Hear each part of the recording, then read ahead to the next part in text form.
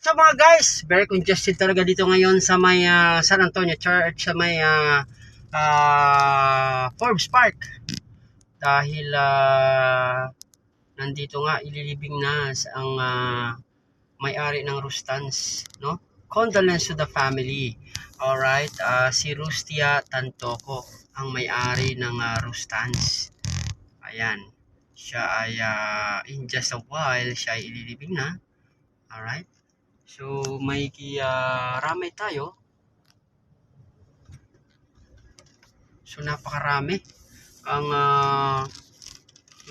makiki-funeral dito sa kay Rustia Tantoco dahil nga syempre marami itong nagawa na bilang isang kontribusyon sa ating bansa dahil mga negosyante, no mga guys, alam niyo naman mga negosyante may ambag sa bansang Pilipinas. At syempre, ilan ba ang mga naging nagtrabaho sa Rustans, no?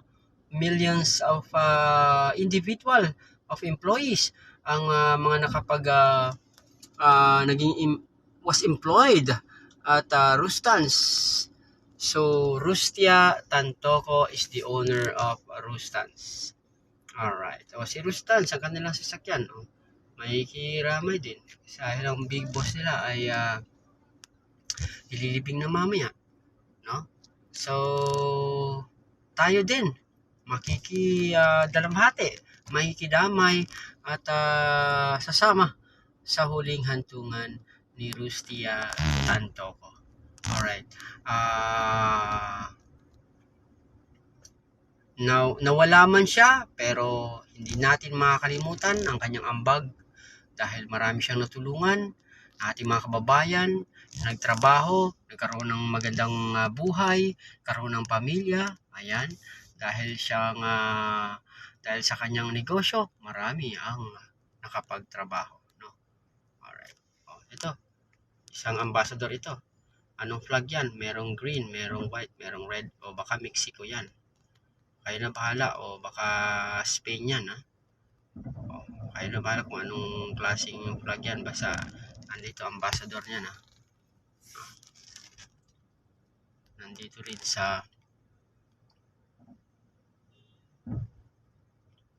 baka ambassador to the Spain.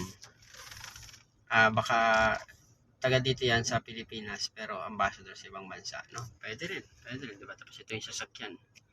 Alright.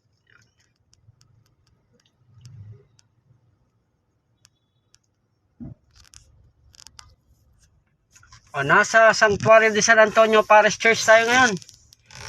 Dito nga ang huling pagpupugay at masilayan ang labi ni Rustia Tantoco.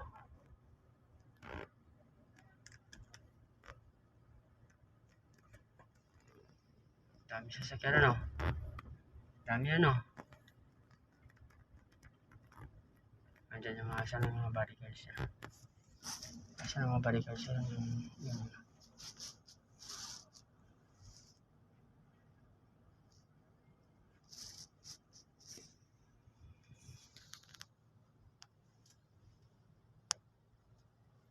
Yung mga barricade. Tulog muna kayo, matagal pa yung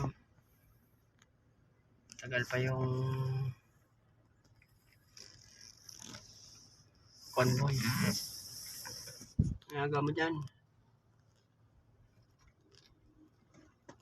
So maraming salamat, hanggang sa muli.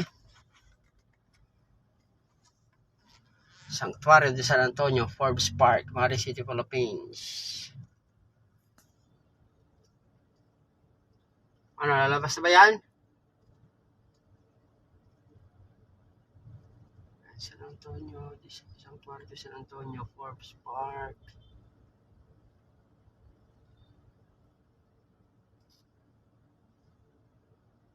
Mati City, Philippines. Hanggang sa muli, maraming salamat sa inyong panonood.